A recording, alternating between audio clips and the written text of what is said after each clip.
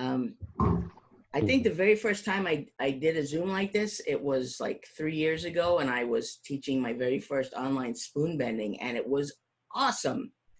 And I forgot to press record, which was very sad. I had 18 people. I was so excited. It was so interactive. It was like fabulous. And only we knew about it. I'm making sure I see the record button, checking it twice. Okay. Thank you. Once again, hi, I'm Miche from the Spoonbenders Cafe. You probably know that by now, that since you were able to get here. You may or may not know that I also consider myself or work as a healer, mentor, and coach. I'm the developer recently of what I'm calling the cosmic attunement process, which is turning out to be a pretty amazing transformative clearing thing. And we'll talk about that sometime later. But I've been studying healing and metaphysical. Well, the metaphysical stuff I started when I was way young, probably 10 or 11. I used to haunt the local bookshops and just, go into there. I don't think they even had a physical section then. It was like probably paranormal, right? And ESP and telepathy and self-hypnosis and whatever. And I just was always really interested in it. And spent a lot of years listening to other people and taking trainings and feeling like I did not have, I had all these friends. Oh yeah, there's a good idea. I'm going to mute everybody. I'm sorry. That's okay. Well, hang up. There, I got it. Where's my mute thing? Manage participants. Mute all. Here we go. Okay. Continues will be muted. Yes. Okay. So there you go again. You can speaker view. There we go. You can unmute yourselves and jump in, as I said before, chime in at any time. So anyway, I kind of started on this path, from a pretty young age. And as I was growing and learning and meeting other people who could like see auras and could hear things and talk to, Aunt Jane and whatever, I was always pretty envious. I couldn't do any of that. I very much wanted to do it. And what came clear to me, I don't know, 10 or 15 years ago, is that when I started to really accept myself and respect myself, which was kind of an issue growing up, that part of what happened in there is that I started to pay attention to how I noticed things and what I noticed and give them value. And all this time that I had been feeling like, well, you can do this and I can't do that. And I wish I could see auras and you can and I can't. It's true. I still don't walk around and see, colors on people. What I have discovered, though, is that I can like pick up sort of like inklings or little nudges of information, or have some knowing in my head. And that's how it tends to come to me. But all the time that I was discounting myself and thinking I had to do it the way my teachers were showing, and I couldn't do it that way, or it didn't work that way for me, I figured I just, didn't have it. So one of my goals for everybody in this, event today and for the rest of the days is to really start noticing how you notice things and how things show up for you, and to honor that and to trust it and to know that these are your ways, and it's good to hear other people's ways, because sometimes it opens you up and think, oh, I didn't even know that was possible. And then you might start paying some attention to that, and you may discover some capacity for yourself. But really the biggest thing is that we all come in with like this incredible apparatus of our awareness and our physical being and our senses, and then the extra senses. But the ones that we kind of come in with and that we're aware of are much more sensitive and are receiving much more information than we know what to do with or how to do with. And so again, some of what I want to teach is how to start listening or asking questions so that we can start receiving and perceiving, and then maybe interpreting, translating some of this information, and just tune in more to what's already around us and what we're already capable of. And then in addition, maybe learn some new skills, some other ways of doing things. But, the whole sort of premise that I operate on is that we have the capacity, and that loving ourselves and respecting and accepting ourselves is the way to tap into that, right? When we start really paying ourselves attention and honoring what we know and how we know it. And Rick says that's the way it works for me also.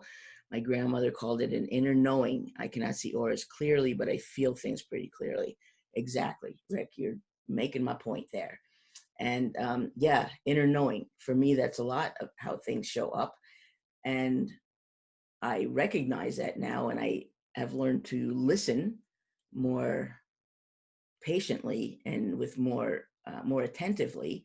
Whereas I think, years ago, and reading books and listening to people, I sort of expected things to, be big and loud, like, like God's going to send me a sign on like the billboard on I-5. Now, that may actually happen, because I think that happens too. But if I'm going to wait for that, I'm going to miss a whole lot of things in the meantime. Anybody who wants to like keep their camera on, I really like getting to see people. You don't have to, but I enjoy that. Hi, Misty. Yeah, hi. Thank you. At least, a couple of you nod every now and then. Just give me a, or yeah. I don't know how to turn mine on. Okay, hang on. I maybe you make host. Why is that getting in my way?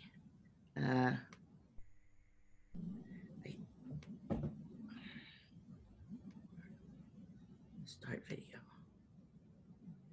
Okay, I think maybe it just asked you to start your video. Okay, now I'm getting something that says start. Okay. Okay, I clicked on it, but it's got a red line through it, Yeah, so click on that to unredline it, and you'll maybe be Well, there.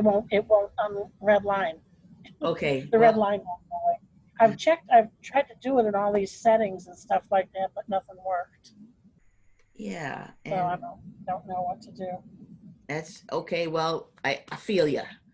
I'm going to have an inner knowing of you sitting there watching and participating. So, yeah. Okay. Okay. Thank you. So, where does that leave us? I know that of everybody who's here is at some different level of maybe already having tapped into some of their gifts and abilities, and maybe some people have not and don't even really know yet what I'm talking about. And I'm hoping that some of what I'm going to take us through, even if you're already pretty good at sensing something or knowing something, that maybe there's going to be something new or some experience together that will be inspiring, enlightening, or just give you some new inkling of how things may go. Okay. Natalie says that maybe when signed in, you don't push show video, re-sign in and select with video. That may be true. And, maybe we'll get it for tomorrow's session or whatever. So I thank you for being on screen, whoever can be on screen. And I know the rest of you are here, and that's plenty. Okay, I see a couple of you, Darius and Katie, thank you. Yeah, okay. So we got the self-love, bottom line, foundational, important, because if you're discounting yourself and you're not accepting yourself, then whatever's coming in, if it's coming in at all, it's coming in through a filter, a negative filter, and whatever else sort of wants to come in sort of can't come in, right? Because we're keeping it away, and we're expecting something else. We're waiting for somebody else to provide something that we're missing. I know this because I have done it for years and years and years. And then, when I would take all these trainings and I would, appreciate what they were teaching, and maybe I kind of was able to do it, or maybe I wasn't even really able to do it, but it never quite fit with me. But they said, this is how you do it, and you do it this way, and this is how it goes. And I kept trying to do it their way, and I'm kind of a rebel and a misfit, and I kept not doing it their way. And then finally, somebody said, like, why don't you just do it your way? I was like, whoa, what?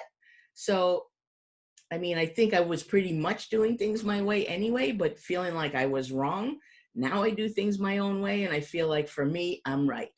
And I see very big nodding, Katie, and I know that you're pretty tapped in. Appreciate that. So that's really the first thing, and I suggest, anybody who's struggling with that, I can help you, somebody else can help you, you can help you. Um, it's how we should have come in to our world, and there's been, I think, for most of us, a lot of blocks and impediments and downright, pushes back down the hill. But we all deserve to accept and respect and acknowledge and love ourselves, and have compassion for ourselves and each other, but ourselves first. So totally agree. Many ways as there are as people, right, to notice things and feel things. And so it's great to teach stuff because we learn, right? But to not be so, dogmatic or insistent that it be just that way. It's like, well, that's how it was for you. And, I give you this and then see how it is for you. What do you make of what I'm offering? And so that's definitely true for today. And if anything, doesn't feel right or sit right, just toss it to the curb. I'm not insisting that you believe or agree or, take on anything. It just, check it out, explore, think about it, see if it resonates or feels fun or whatever. So there's that. Then the other piece is that everything is energy. We're energy.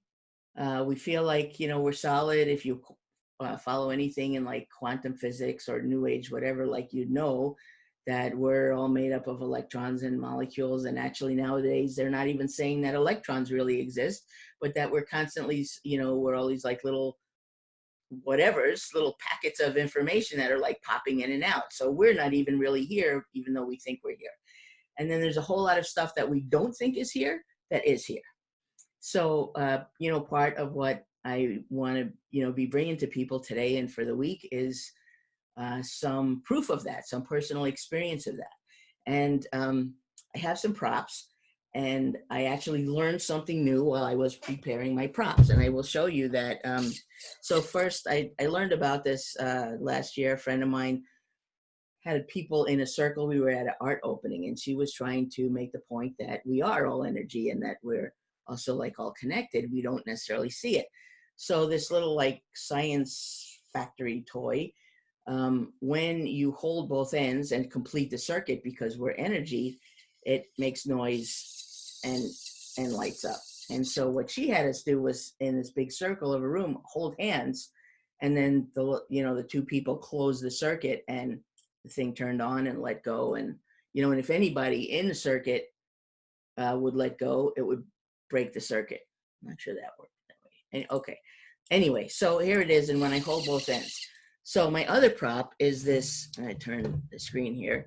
Is I don't know if you're old enough, you would know these from like the 60s or whatever. These little kind of lightning deals, right, with an electrode in the center, and it's sending out these little things. And now when you touch it, it responds, and kind of goes where you're touching. But what I realize now is that this responds to just being near it, right?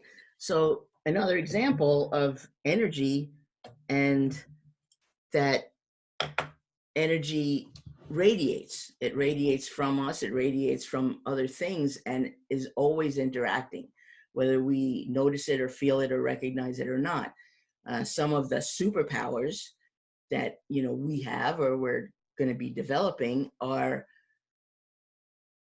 picking up the ability to notice some of that, because I think we have the apparatus, we have what we need to do that. We don't know how to notice it. We don't know what we know. So so that's one of the other things that I'm hoping to teach people, or just give some solid examples of, so that you can feel that.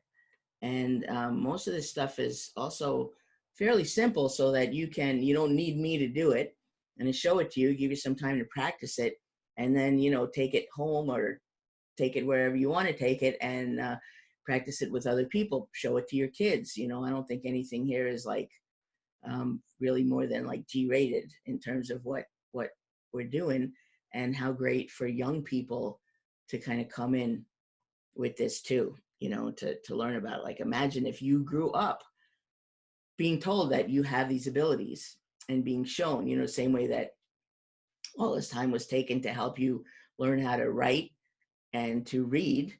Imagine if you were taught, I don't know, how to read auras. Maybe then we would all be seeing them and not just knowing them or ignoring them. Okay. So any questions? Any more comments or questions? Jessa says, neat idea for the boys. Totally. I think your boys would love this.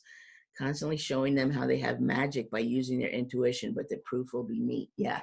And I think they've already played with bending spoons, so they got that, right? And, but sorry, I won't talk about that again till Wednesday. Yeah. But okay. So here's the first.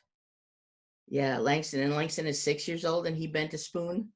And I've had 7 and 8 year olds bend spoons. So they've got it more dialed in than we do, because they can just, it's almost like in their belief system, right? I mean, if they're already watching like cartoons and superheroes and this and that, it's not such a big leap, for them to think, oh yeah, okay, I can bend a spoon. Never thought about it, but boom, bend a spoon.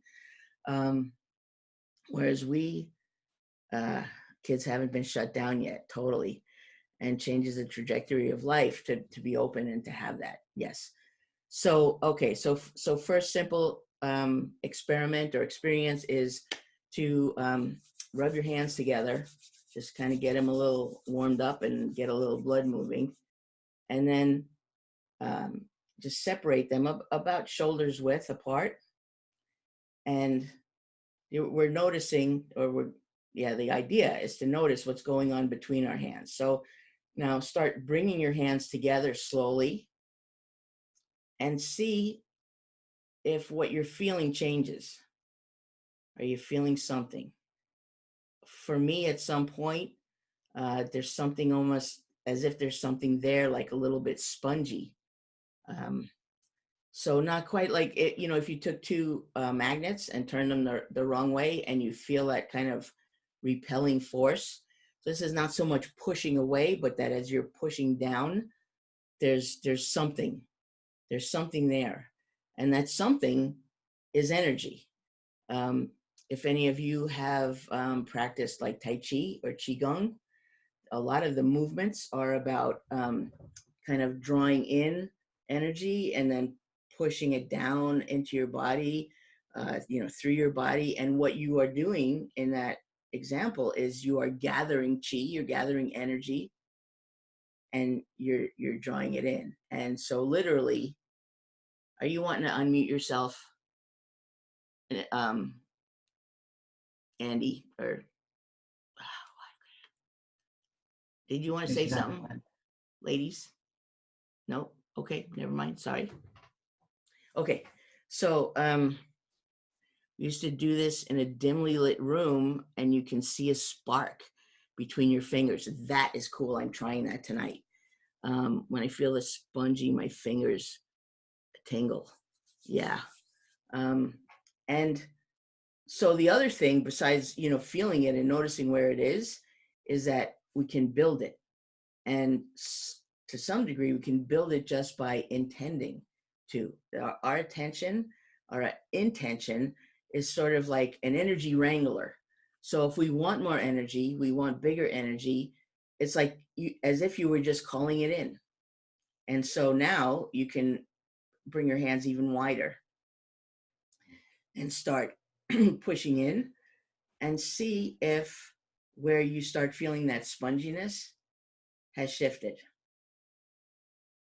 And for me, now I'm out here, whereas before, I was in here, and here I feel tingling. So like as if my hands are like in it, right? Whereas here I feel like my hands are like around it, around this ball of energy. And Um, this is what we do, um, just innately, naturally, without thought as parents. When we go to soothe our child, put our hand on them, it's, yeah, it's the touch, it's the physical touch, but it's like we're sending our love, we're sending our energy actually like into the energy of our child or loved one or whatever. And so, um, if you're, yeah, so true, Jessa says. So if you're particularly wanting to do that, you've got someone who's hurting or not feeling well, you can call in more energy, and more, the sort of energy that you need. Maybe you want soothing energy or calming energy. Maybe you want to bring some boost and some buoyancy to what's going on. And so you can, you know, I like the radio idea of like dialing in, and back in the days when we actually had dials on things, right? And you would turn the dial and the little needle on the radio would move. And inside the apparatus, it was aligning with a certain frequency. And so we can do that too. I like to do I like the idea of the knob, however you imagine sort of changing your channels. And it could be, maybe you ask Alexa or Siri to do it. You can do that too. It's like, yo, Siri, send me some healing energy, and got it, and send it in. So I guess, it's kind of going back to like my foundational things is self-love, everything is energy, and play with it, be playful, and creative and imaginative. And that when we imagine something, and okay, so I'm gonna go on a like little diversion here. Siri's gonna have fun trying that one now. Yeah, that's true. Like probably say like I don't have a command for that, so maybe not Siri, maybe you make somebody up, who's your online in the cloud, um what's the word, concierge or whatever, right? Okay, so now I forgot the tangent that I was going to go on. Um, yes, got it. So, especially in the beginning when you're learning new things, when you're wondering if you really are intuitive, or you're wondering, like, did Uncle Paul really just come through? We tend to think that we're imagining it, that we're making it up. And the thing is, it's possible. But the question to ask yourself is like, well, why did I make up that? Out of all the possible things that I could have made up, why did that one come in? And there's usually some reason, there's some connection. Maybe we're not getting like the full throughput information with our telepathy or with mediumship or the psychic connection with somebody in the other room, but there's usually some snippet in there. I was talking about this with a friend of mine recently, and she said, okay, well, write a book. Like, just right now, sit down, write a book. What are you going to write it about? And I was, at a loss. And she was like, yeah, exactly. I mean, when you think you're making stuff up because something just showed up, it showed up. Whereas if you just sit down and think, okay, I'm going to make something up, you got to start searching for it, and you don't know what it is or where it's coming from.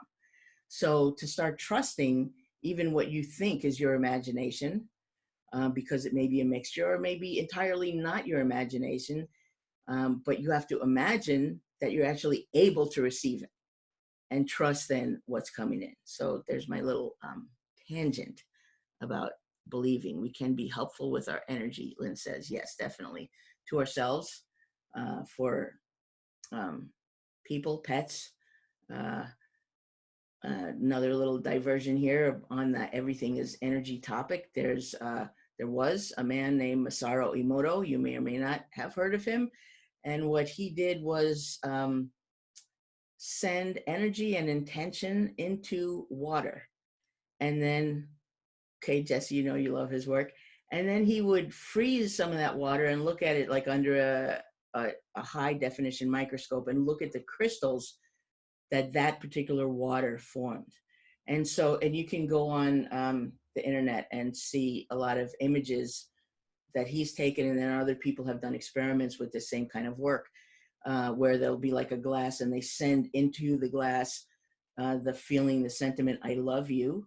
And then to another glass of water, they're sending the sentiment, I hate you. And then when those crystals are looked at under a microscope, you can see huge difference.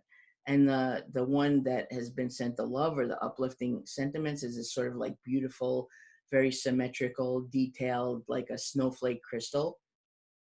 Crystal looks like a snowflake. And then the one that has been sent the I love you, I hate you, or you suck, or whatever it is very kind of misshapen, very odd, not many sort of these symmetrical fingers of crystal. Just really, it sort of looks like you might feel if somebody was saying that to you. They've done experiments too where they've taken groups of people to like a polluted lake and have everybody just send I love you into this water. And they tested the water the same way with freezing the crystals before and after. And you can see a huge difference and have actually, really cleaned up pollution in this body of water simply by sending love to it. So everything's energy, and our thoughts and the things that we say and the things that we think are also energy and have an effect. So, on that sort of level, on the planet to change the circumstance of water or matter, what we say about the energy that we're holding in this ball has an influence on the energy that we are holding in this ball. If we say we're holding energy in a ball, that alone changes what's going on. And so, okay, Linda says at school they put two identical plants in two pots and advise the pupils to send love to one and bully the other. They could see what dramatic change that caused in the plants. Wow. That's an amazing experiment and visual to have for kids, for anybody really, but to see, yes, what you say, what you put out actually changes matter. It changes life. It changes energy. It matters. So, my aim is to help keep showing people that so that we really take that to heart. Because if you knew that, if that was really like a fundamental awareness that you had, you go around through your day and start paying attention to what it is that you're saying, just even to yourself, let alone what you're saying about other people or about the world, you may be shocked at how many negative, hurtful statements you may be making to yourself or about yourself in a given day. And even when they're playing on kind of an unconscious or under the radar level, we hear them. Our cells have awareness, our beings have awareness beyond what we're conscious of in every moment. And so we're picking that up, we're getting that, we're broadcasting that to ourselves. We're also broadcasting it elsewhere, and we're receiving what things are being broadcast. So I guess I just want to check in again. Anybody else want to come on and say anything? Any questions? Just give you a minute here. What was that exercise like for you? Did you notice anything? Did you learn anything? Katie, yeah. Amy Che, Hey, can you hear me all right? I hear you. Okay. Yeah, I forgot about that exercise. I've done that bubble of energy, but I hadn't considered that, what we're speaking or thinking is going to change the energy that's between my hands. So that's great. And I'm like, oh, I'm going to play with that more. And it really, this is great. Thank you. You're welcome. Thank you. Yeah. And Yeah, Natalie, can you unmute yourself? Or there you go. Right. So I was sitting in my hot tub last night, and we have like this thing that floats in there with the little tablets. It's not chlorine, but anyhow, I just thought, I knew I was having this happening today, going to be seeing you, so I got a little excited, and I thought, well, I wonder if I can use energy to move that thing that was floating around, because it kept being just coming towards me Yeah. by the water pushing it. Right. So I tried using my energy to move it, but and I did it, and it kind of came back, and I pushed it further. But then I just convinced myself that it was just a fluke or whatever. Right. But I think I really did it, and I can't wait to learn how to bend a spoon and teach my son, because he has a major telepathy and stuff going on. So he's 8. He just turned 8. So I'm Awesome. excited, and thank you for this. This is awesome. Yeah. Good. You're welcome. And yeah, I mean, there's so many things, so many things like that we do. I mean, if we try, right, or coincidences that happen in your day, and we just write them off as, we call them coincidence. We don't think that there was anything special about it or any reason that it happened. And when you start really paying attention and just even wondering, do these mean something, or wondering, instead of, you do it first, you think you did it, and then you think, oh no, that was just, it was just random. I didn't really do it. You could want, well, what if I did? What if I did do it? And then, it encourages us to keep trying and practicing and experimenting with things. And especially if you keep track. I'm not very good at keeping a journal or a list of things, but if you are, go for it, to just, mark down the things that you notice, the little coincidences, the little times, where I remember when I sat in a hot tub and I sent that floaty thing away from me, and it happened. And the fact that it didn't stay over on the other side, that has nothing to do with anything. I mean, if you moved it, you moved it. Yeah, that was going to try again, but then my husband came out and I got embarrassed. Yeah. I was like, he got in my little Right. zone that I was in. So. Yeah. But that was cool. Right. I guess I'm sure I did it because it came back, and then I tried again and with different forces. But I did kind of what you were telling me, to not only feel it, but to just imagine it too. And it was interesting, the different force of energy that I could bring in from not only trying to feel it, but to be it. I don't know. It was kind of weird what I was doing. I never really tried anything like that, but I'm definitely ready to learn more. Yeah, we don't know what we're capable of. We don't know what is possible. And so one thing is, when we're just talking with each other, it's like, oh, well, I bet somebody else is going to get in a hot tub and try that because you just talked about it, And then as we try things repeatedly, we also start to see, well, okay, yesterday it worked really well. And I really felt like I just pushed that thing just, way away. And then today I couldn't really, maybe I couldn't concentrate because I was too busy, thinking about stuff, or because my husband was in there, I didn't feel like I could focus there, and so we learn things about ourselves and about how things work for us. Right. And so the next time you're trying to manifest something, you might want to do it when your husband's not in a room at first, right? Because you already learned that, there's a little kind of embarrassment and nervousness, and, and he's taken some of your focus. And so we start to learn those things about ourselves, like what helps us, maybe the hot tub was great because you were already relaxed, and just in a really calm state. And so you could do that. Whereas, sitting in your living room, even if you're the only one there may be too many distractions for you or something. And so we start to learn our own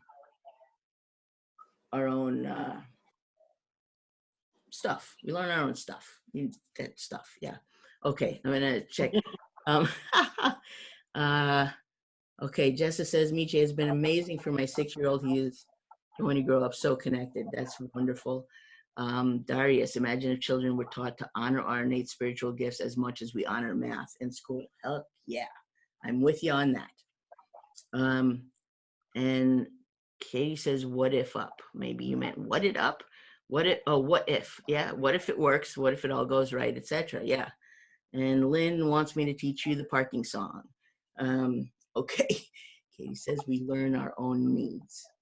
Okay. So, it's just about 10 till. And, I was thinking that we would be going for an hour. So I will teach you the parking song, and then we'll see what else comes up and anything that anybody else wants to share, or if there's something that you want me to touch on or whatever. So parking song was taught to me by someone who knew someone who knew someone. And the idea is that, you probably know that you're going somewhere and you know that it's a crowded area and you know that there's hardly ever any parking, or, it's going to take you 10 times around the block, or you're going to have to park 5 blocks away, or whatever your story is about that. I think, pretty much, especially if we drive, we all have, something like that. I suppose it could also be like a seat on the bus or a spot on the, get a pole on the subway. I grew up doing that.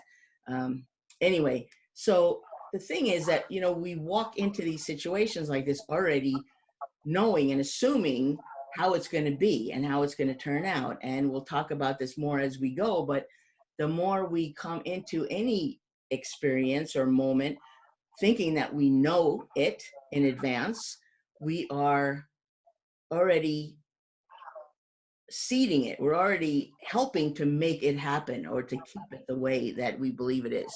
He says, what I've learned is that we can send and receive energies. We can choose to send and receive bad, heavy energy, but also the light and loving one. Yeah, absolutely.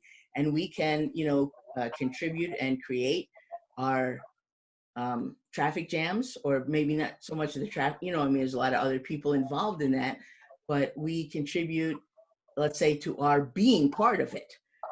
Whereas, if we set a different intention, or just even wonder, or sing this little silly song I'm going to teach you, it can change your experience. Because for one thing, it's going to change your mood. It's going to change what you're focusing on. But then it actually also, in the same way that we can, talk to the energy between our hands. I was telling her about the parking song, and she said they call it Zot. They have somebody they call Zot because she always helps them get a parking spot. And so, that's their parking angel. So the parking song, very simple, there's only one word, parking. And it goes parking, parking, parking, parking, parking, parking, parking, parking, parking, parking, parking. And I invite you to, gussy that up with some more melody or other words or whatever. But as I know I'm approaching the area that I would normally expect to have difficulty finding a spot, I just start, and I use whoever's shotgun with me. I usually try to get them in on this too, and we're just sitting there, driving around singing parking, parking, parking. And for one thing, I'm not singing that and thinking I'm never going to find a spot. I'm in this sort of expectant and sort of lighthearted, fun kind of mood and mode, and it pretty much always works. They don't necessarily appear like, 2 cars from where I start singing, but, I give it a little bit of leeway, and most often, pretty soon and pretty close to where I want to be, there's a spot. And sometimes it's not that there is a spot as I turn down, but because I'm singing a song and I'm looking and I'm wondering, I notice that somebody is already in their car, might not have seen them. They've already got their seatbelt on, and, I wait to see what happens. Whereas if I'm grumbling and thinking, every time I'm in this parking lot, I have to drive around 10 times, I'm looking for an open spot. I'm not looking for like the other potentials or whatever. So it works. And Cutie says, I always get a spot right in front for at least 10 years now. That is awesome. And so do you have a song, or you just assume that it's going to happen? And Lynn says, I've used it for short lines in the grocery store, or no fear, no fear, no fear. That's cool. Okay. Judy, yeah. I just decided sometimes it's just too damn hot to walk too far in that parking lot.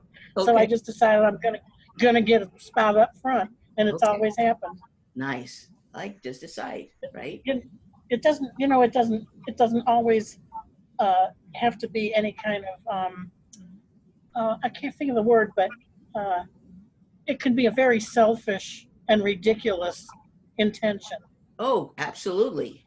Yeah. Totally. Yes, we get to be self-serving. I mean, we are here as selves. Yeah. Rick says, Love it. It's all done with our intentions. Yeah. And you know, when you were coming up with the, you know, the selfish or the ridiculous, whatever your words were, I was thinking, you know, it doesn't have to be some like ritual thing either. Like you don't have to sing the parking song all the time. It's a tool. You know, a lot of these things, even, you know, feeling the ball and all this stuff, um, they're tools for us to help us notice things. And they're also what somebody else I follow calls permission slips, because we're capable of doing all these different things, but we don't believe it or we don't know it. And so when we learn the technique or we learn the way or we learn the ritual or whatever to do something, that what it's really doing for us is giving us permission to access that ability that we already contain within us. Lynn says, I've ever sung a song for someone else and it just works. Yeah. So one comment I would make on the no fear, no fear, I would personally change it to brave, confident, peaceful, you know, whatever feels sort of like the opposite juxtaposition of that, just because it will bring you further even, right? I mean, the state of no fear or the state of confident is sort of like, you know, further on that spectrum. So like to, you know, raise it up a notch. Linda says the song feels like it sets you in a place where you're not separated from the parking space. It sounds lovely and connected. Yeah. Yeah. You're in the moment, right? You're in the moment with the parking place. And just even in general, in the larger sense, you are in the moment. You're having an intention, you're acting on it, you're creating something in the now. I did a short live a week or so ago about, I was sitting out in a friend's backyard. I was house sitting for her, and it was just about dusk. And I thought, oh yeah, this is when the mosquitoes come out. I better go back in. But it was just so peaceful. And I was sitting on this little swing and I really wanted to sit out there and meditate. And the thought just came like, I don't want any mosquitoes. And this sense of almost like as if I had this little force field that I just sent out around me, just a few feet. And it's not something that I had done before. It's not something I had intended to do. And I didn't linger on it either. I just remembered like, it was like, whew, like mosquito force field. And I sat out there for an hour without getting a single bite. And I went out, you know, a day or two later, I was doing something else. I was busy. And so I wasn't, you know, invoking my new mosquito netting, and I got a couple of bites. So, you know, kind of proved to me in short order that it made a difference, and that it was simple. It was easy. It was like this gentle push. I didn't have to like construct something and hold it and maintain it. And I didn't have to find something that I could hold to sustain it, or, you know, whatever. It just was really simple. And I think really that we are so powerful and we are such ongoing, constant creators, and we're so unaware of it because we haven't been taught to notice it or track it, or that we're even doing it. And that the more we're aware of it, the more we play with different things like Natalie and the thing in the hot tub or the parking spots, or just saying, you know, I don't want to have to walk that far and getting a spot. Whatever it is that we're doing, the more we pay attention to that and apply it in different ways and try it on different things, the more we'll see. I mean, both will be sort of building that muscle, but we'll also see what already is happening, and we'll change our intentions from, you know, going out in the house and saying, shit, I'm going to get caught in traffic, to saying, you know, well, I wonder what today's ride is going to be like. Or, you know, I wonder if there's some open pocket I'm going to find, or, you know, whatever it is, but just something other than the ordinary routine assumptions, which so often are negative. I mean, if our assumptions were always like great and adventurous and uplifting and woohoo, okay, assume away. But unfortunately, they're usually not. Judy says, did you know you can do that with bugs? When a bee or wasp starts checking you out, just tell them to go away. I do it with bugs, snakes, and my dog has never had fleas. That is awesome. Yeah, I've heard about that, and it always felt like too daunting, but, you know, why not? Karen says, thank you. I have a client call in 2 minutes. See you tomorrow. Yes, thank you, my dear. Thanks for being here. And yes, it is 2 minutes to the hour. So I guess I will, call us to a close here and just say thank you so much for coming here, for playing along, for checking things out. And, but if you want to say anything, I go do the incubator session. Yeah, thanks. I hope to get you on there too, Jessa. Anybody want to make any comments? And you can also go into the Spoonbenders Cafe group, and we can continue sharing any of these experiences we're having, asking questions, having discussion. I will be posting the replays of these Zooms in there. And so more people who can't make it live will be there too. And so we can just keep growing our conversation and everything. So thank you. Thank you, Andy, Misty. Thanks, everybody. Rick, you have to work the rest of the week, so I'll check out the replays. Okay, please do. And, I'm really going to try to be hanging around and available in the group so that, we can talk, we can have a conversation. Also, if anybody wants to message me privately to ask something or talk about something, please do that. If it's something that you feel like you want to just share in the group. Lynn, thank you. Looking forward to tomorrow. Me too. Darius, thanks, Michi. Got to say, love your energy and your playfulness. Thank you, Darius. I really appreciate your enthusiasm and your being here. And I look forward to getting to know you too. I bet you got some playfulness in there of your own. So thank you, everybody. This is awesome. And, let us know. Let us know what you find, what goes on, what you discover. Share it in the group. And, and share it with your kids, your friends, your loved ones, teach them. Let's get this inner knowing spread out. All right. Take care, everybody. Love to you. Love to yourselves. Take care.